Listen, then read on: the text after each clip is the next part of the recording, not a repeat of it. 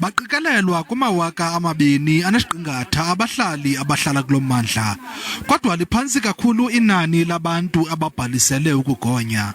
Iinkokheli zasekuhlaleni zithi le ndawo yathwaxwa kanobom ngumsinga wesithathu we-COVID-19.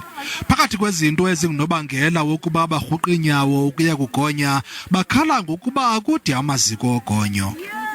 Die hoogtepunt was hierdie jaar tussen Mei, Julie. The peak was during May through July this year, when our people were hit hard by COVID.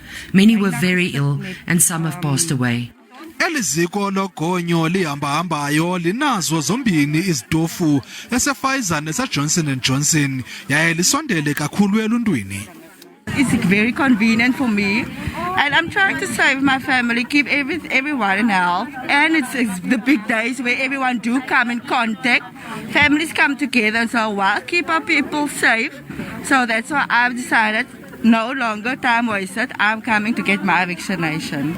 Everywhere around the world, you see that most of the people ending up in the hospitals is those that is unvaccinated.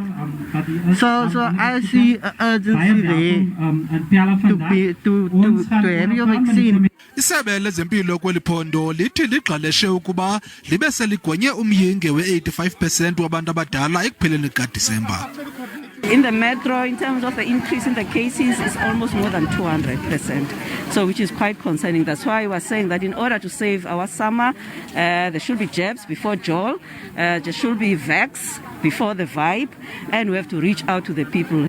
Isebe lithi liza kuphinde libuyele apha ePella uqinisekisa ukuba wonke umntu uyafikelela kwinkqubo yogonyo, yaye lithi liza kutyhutyha lonke eliphondo kwinzame zokufikelela kuye wonke ubani.